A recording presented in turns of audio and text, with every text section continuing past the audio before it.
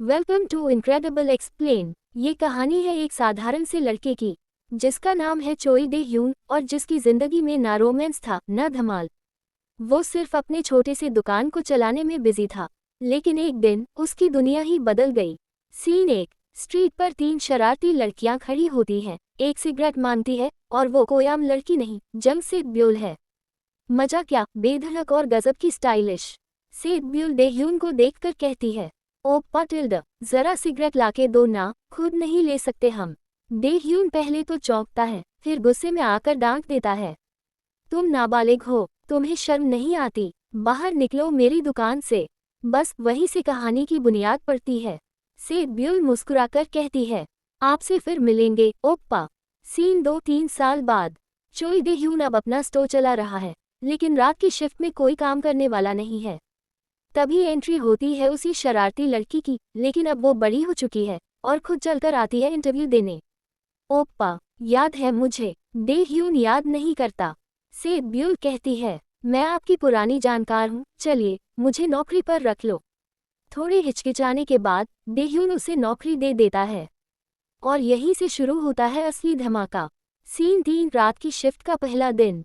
Set ब्यूल store में आकर बदमाश ग्राहकों की पिटाई कर देती है। बोलती है, इस दुकान में बदतमीजी नहीं चलेगी। दे ह्यून परेशान हो जाता है, लेकिन मन ही मन उसे ये लड़की इंटरेस्टिंग लगने लगती है। दे ह्यून की पहले से गर्लफ्रेंड है योनजू। वो एकदम कूल ऑफिस गर्ल है, लेकिन उसे सेट ब्यूल की मौजूदगी पसंद नहीं आती। वो लड़की तुम्हारे आसपास क्यों है, दे ह्यून? लेकिन दे ह्यून सिर्फ दोस्ती मानता है अभी। सेट ब्यूल अकेली लड़की है, लेकिन जिंदगी को अपनी शर्तों पर जीती है। वो दे ह्यून को दिल से पसंद करने लगती है, लेकिन अभी वो चुप है। और उधर दे ह्यून सोच रहा है, ये लड़की अजीब तो है, पर शायद जिंदगी में कुछ रंग ले आई है। सेट ब्यूल अब स्टोर में काम करने लगी है। वो स्टोर को स्टाइलिश और मजेदार बना देती है, म्यूजिक, पोस्टर, डिस्काउंट तक लगा देती है। लेकिन एक ग्राहक आता है और बदतमीजी करने लगता है। सेट ब्यूल बिल्कुल नहीं डरती, अगर तमीज नहीं है तो मेरी दुकान में मत आओ, और फिर ग्राहक को बाहर निकाल देती है। दे ह्यून उसे डांटता है, तुम्हें ऐसा नहीं करना चाहिए था, हम कस्टमर को भगवान मानते हैं। सेट ब्यूल सीधा जवाब देती है, तो क्या भगवान बनने के लिए गंदी बातें करना जरूरी है? यही बात थी जो डे ह्यून को अंदर धकेला देती है, क्योंकि इस लड़की में जो सच्चाई है वो आजकल कम ही दिखती है। अब हमें सेट ब्यूल की सच्चाई पता चलती है। उसके मम्मी पापा नहीं हैं। वो अपनी छोटी बहन यूनजू को खुद पाल रही है। कराटे चैंपियन रह चुकी है, लेकिन कुछ हादसों के बाद उसने वो सब छोड़ दिया। मैंने बहुत कुछ खोया है ओप्पा, आप किसी को खोने का हौसला नहीं है। सेट ब्यूल की मुस्कुराहट के पीछे कितना दर्द है ये कोई नहीं जानता। डे ह्यून की गर्लफ्रेंड योनजू स्टोर में आती है। सेट ब्यूल उसे देखकर मुस्कुराती है, लेकिन योनजू उसे शक की नज़र से देखती है। वो लड़की बहुत अजीब है, तुम उससे दूरी बनाओ डे ह्यून। डे ह्यून जवाब नहीं दे पाता, लेकिन मन ही मन कंफ्यूज हो जाता है, कहीं मैं सेट ब्यूल की तरफ खींच तो नहीं रहा। एक रात स्टोर में बिजली चली जाती है। अंधेरे में सेट ब्यूल और डे ह्यून मोमबत्ती जलाकर बैठे होते हैं। सेट ब्यूल कहती है, ओप्पा, क्या तुम हमेशा ऐसे ही अकेले रहते हो? डे ह्यून मुस्कुराता है, अब नहीं लगता कि अकेला हूँ, शायद तुम्हारी वजह से। सेट ब्यूल की मासूमियत और ताकत दोनों डे ह्यून को धीरे धीरे बदल रही हैं। कभी कभी किसी की मौजूदगी तुम्हारी दुनिया का नक्शा ही बदल देती है, और अब डे ह्यून की दुनिया बदलने लगी है सेट ब्यूल की वजह से। सेट ब्यूल स्टोर में काम कर रही होती है, तभी कुछ गुंडे आ जाते हैं। वो उसके पुराने जान पहचान वाले होते हैं, जो उससे पैसे मांगते हैं। तू हमें पहचानती है ना? वो पुराना उधार अभी भी बाकी है। सेट ब्यूल डरती नहीं, कहती है, मैं अब वो सेट ब्यूल नहीं हूँ जो पहले थी, दूर हो जाओ यहाँ से। लेकिन बात बढ़ जाती है और वो बदतमीजी करने लगते हैं। डे ह्यून वहां पहुंचता है और गुंडों को रोकता है, लेकिन खुद पिट जाता है। सेट ब्यूल को गुस्सा आ जाता है। वो अकेले ही सभी गुंडों की पिटाई कर देती है, कराटे चैंपियन स्टाइल में। उस दिन पहली बार डे ह्यून ने देखा कि ये लड़की सिर्फ शरारती नहीं, बल्कि एक जाबाज फाइटर है जो अपने लोगों की रक्षा करना जानती है। डे ह्यून घायल होता है। सेट ब्यूल उसे अस्पताल ले जाती है। उसकी आंखों में आंसू होते हैं। ओप्पा, मुझे माफ करना, मैंने आपको मुसीबत में डाल दिया। डे ह्यून उसकी आंखें देखता है और पहली बार उसे समझता है। तुम्हारे साथ रहना अब मुसीबत नहीं लगता, पल पल में कुछ बदल रहा था और दिल की दीवारें धीरे धीरे गिर रही थीं। आमना सामना। योनजू, जो कि दे ह्यून की गर्लफ्रेंड है, अब सीधा स्टोर में आती है और सेड ब्यूल से कहती है, तुम दे ह्यून के लिए सही नहीं हो, तुम्हारा और उसका कोई मेल नहीं। सेड ब्यूल शांत रहती है। मैं उसके लिए सही हूँ या नहीं, ये ओप्पा को तय करने दो। कभी कभी सच्चा प्यार तमीज से नहीं, हिम्मत से जीता जाता है, और सेड ब्यूल की हिम्मत योनजू की औकात से बड़ी थी। एपिसोड के अंत में दे ह्यून अकेला बैठा होता है और बार बार सेड ब्यूल की बातें, उसकी हंसी, उसकी आंखें याद करता है। क्या मैं उससे कुछ ज़्यादा महसूस करने लगा हूँ? कभी कभी इंसान दिल की बात जितना छुपाने की कोशिश करता है, वो उतनी ही जोर से बाहर आने लगती है। और अब सेड ब्यूल का दिल जोर से धड़कने लगा था, सिर्फ एक ही नाम के लिए, ओप्पा। दे ह्यून अब खुद को बदलता महसूस कर रहा है। वो सेड ब्यूल के साथ बिताया हर पल सोचने लगता है, वो मुझसे अलग है, लेकिन जब वो पास होती है तो सुकून मिल जाता है। क्यों? दिल में हलचल थी, लेकिन जुबान पर ताला था, क्योंकि सामने योनजू थी, उसकी गर्लफ्रेंड। एक दिन जब दे ह्यून स्टोर में अकेला होता है, सेड ब्यूल आकर कहती है, ओप्पा, तुम जानना नहीं चाहते कि मैं यहाँ नौकरी क्यों कर रही हूँ?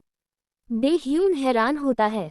सेड ब्यूल धीरे से मुस्कुराती है, क्योंकि 3 साल पहले तुमने मुझे मना किया था, लेकिन मुझे तुम्हारी बातें तब भी पसंद आई थीं, और अब भी बहुत पसंद हैं। पहली बार सेड ब्यूल ने अपने जज्बातों को जुबान दी थी। वो डर रही थी, लेकिन झूठ नहीं बोल रही थी। लेकिन दे ह्यून चुप रह जाता है। वो कंफ्यूज्ड है, योनजू से रिश्ता तोड़ नहीं सकता और सेड ब्यूल से दूर भी नहीं रह सकता। वो सिर्फ इतना कहता है, सेड ब्यूल, अभी सही वक्त नहीं है। सेड ब्यूल मुस्कुराती है, लेकिन आंखें नम होती हैं। ठीक है ओप्पा, लेकिन मैं कहीं नहीं जा रही। जब तक तुम चाहोगे मैं यहीं रहूंगी। जिसे लोग बचपना कहते हैं, वही अक्सर सबसे बड़ा इश्क होता है। योनजू अपने ऑफिस की पार्टी में दे ह्यून को ले जाती है। वहाँ सभी उसे नीचा दिखाते हैं क्योंकि वो बस एक स्टोर चलाता है। ओह, तुम वही हो ना, कन्वीनियंस स्टोर वाले। दे ह्यून को बहुत बुरा लगता है। योनजू शर्मिंदा होती है, लेकिन कुछ बोलती नहीं। उसी वक्त सेड ब्यूल स्टोर में अकेली होती है और बारिश में बाहर खड़ी होकर उसका इंतजार करती है। इश्क वो नहीं जो महंगे होटल में साथ दिखे, इश्क वो है जो बारिश में खड़ा इंतजार करे, बिना शिकायत, बिना शक। बारिश में भीगते हुए दे ह्यून स्टोर लौटता है। सेड ब्यूल उसे छाता पकड़ाती है। बारिश में भीगना अच्छा नहीं होता ओप्पा, बीमार पड़ जाओगे। दोनों एक ही छाते में घर जाते हैं। कोई कुछ नहीं बोलता, लेकिन दिल बोल रहे होते हैं। योनजू अब बदल गई है। पहले जहां वो दे ह्यून की इज्जत करती थी, अब वो उसे कम समझने लगी है। तुम्हें खुद को थोड़ा बड़ा बनाना चाहिए, सिर्फ एक स्टोर मैनेजर बनकर रहना कोई गर्व की बात नहीं है। दे ह्यून की आंखों में आंसू आ जाते हैं। तुम्हें मेरा सपना छोटा लगता है, लेकिन मैं इसमें खुश हूँ। कभी कभी एक रिश्ता चलता रहता है, लेकिन उसमें प्यार कहीं खो जाता है, और ये वही मोड़ था। सेड ब्यूल को अब समझ आ गया है कि उसका प्यार एक तरफा है, लेकिन फिर भी वो हार नहीं मानती। वो अब कम बोलती है, लेकिन हर वक्त दे ह्यून का ख्याल रखती है। ओप्पा, तुम थक गए हो, ये तुम्हारे लिए ड्रिंक लाई हूँ। दे ह्यून देखता है, वो लड़की जो कभी दिन भर बोलती थी, आज चुपचाप अपना प्यार जताकर चली जाती है। प्यार चुप भी हो जाए, तब भी उसकी मौजूदगी हर कोने में महसूस होती है। योनजू स्टोर में आती है और सेड ब्यूल से सीधा कहती है, तुम क्यों उसके आसपास रहती हो? उसने तुम्हें मना कर दिया था ना? सेड ब्यूल आंखों में आंखें डालकर कहती है, क्योंकि मैं उससे प्यार करती हूँ, और जब तक वो मुझे खुद से दूर नहीं करता, मैं कहीं नहीं जा रही। सेड ब्यूल हार मानने वालों में नहीं थी, और उसका प्यार अब उसके आत्मसम्मान से जुड़ गया था। दे ह्यून अब अकेले बैठा सोचता है, योनजू मुझे बदलना चाहती है, लेकिन सेड ब्यूल मुझे वैसे ही अपनाती है जैसे मैं हूँ। वो एक दिन ऑफिस जाता है और योनजू से कहता है, हमें ब्रेक लेना चाहिए। तुमने कभी मेरी आंखों में वो अपनापन नहीं देखा जो सेड ब्यूल ने हर दिन देखा है। योनजू चौंक जाती है, लेकिन कुछ कह नहीं पाती। प्यार कोई कॉर्पोरेट रिलेशनशिप नहीं, ये वो एहसास है जो किसी को तुम्हारा बना देता है, बिना तुम्हें बदले।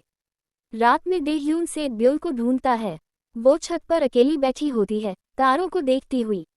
सेड ब्यूल, क्या अब मैं बैठ सकता हूँ तुम्हारे पास? सेड ब्यूल चौंक कर देखती है, उसकी आंखों में आंसू भर आते हैं। ओप्पा, अब क्या कहने आए हो? दोस्ती या एक और सॉरी? दे ह्यून मुस्कुराता है और उसके हाथ को पकड़ता है। प्यार कहने आया हूँ। बहुत देर कर दी, लेकिन अब यकीन है तुम ही हो। अब डेह्यून और सेट ब्यूल के बीच का रिश्ता बदल चुका है। पहले जहां सिर्फ लड़ाई झगड़े और मस्ती होती थी, अब एक हल्की सी मिठास भर आई है। सेट ब्यूल हंसते हुए कहती है, ओप्पा, अब तुम्हें बॉयफ्रेंड मोड में रहना होगा। तैयार रहो, मैं बहुत पजेसिव हूँ। डेह्यून मुस्कुरा देता है, मुझे शिकायत नहीं है, मुझे तुम्हारी पजेसिवनेस भी पसंद है। प्यार जब मुस्कान बन जाए तो दुनिया कितनी खूबसूरत लगने लगती है। लेकिन योनजू इतनी आसानी से हार मानने वालों में से नहीं थी। उसे जब पता चलता है कि सेट ब्यूल अब डेह्यून की गर्लफ्रेंड है, तो उसका ईगो घायल हो जाता है। वो अपने इन्फ्लुएंस का इस्तेमाल करती है और डेह्यून की स्टो के ऊपर शिकायतें दर्ज करवाती है, सफाई, लाइसेंस, टैक्स वगैरह के झूठे मामले। स्टो को कुछ दिन के लिए बंद करने का नोटिस आ जाता है। जहां प्यार फलता है, वहां जलन की आंधी भी चलती है, और अब ये प्यार एक तूफान से गुजरने वाला था। स्टो बंद होने की कगार पर है। डेह्यून परेशान है, निराश है। मैंने सिर्फ अपना काम किया, ये सजा क्यों मिल रही है? सेट ब्यूल उसका हाथ पकड़ती है, ओप्पा, तुमने मुझे उम्मीद दी थी, अब मेरी बारी है। मैं तुम्हारे लिए ये सब ठीक करूंगी। जब एक लड़की किसी लड़के का सहारा बनती है, वो रिश्ता सिर्फ प्यार नहीं, शक्ति बन जाता है। सेट ब्यूल योनजू के ऑफिस में जाती है और अकेले उससे आमने सामने भिड़ती है। तुम जो कर रही हो, वो सिर्फ तुम्हारी हारी हुई मोहब्बत की जलन है। लेकिन जान लो, अब मैं ओप्पा को किसी कीमत पर नहीं खोऊंगी। योनजू उसे नीचा दिखाने की कोशिश करती है। तुम्हारा स्टेटस, एजुकेशन कुछ नहीं है मेरे सामने। सेट ब्यूल मुस्कुराकर जवाब देती है, लेकिन मेरा प्यार तुम्हारे घमंड से बड़ा है। सेट ब्यूल और डेह्यून मिलकर सारे डॉक्यूमेंट्स और रिपोर्ट्स ठीक करते हैं। कस्टमर्स और लोकल लोग भी उनका साथ देते हैं। अंत में स्टो फिर से खुल जाता है, और उस दिन डेह्यून पूरे स्टाफ के सामने सेट ब्यूल का हाथ पकड़कर कहता है, ये मेरी पार्टनर है, जिंदगी में भी और इस दुकान में भी।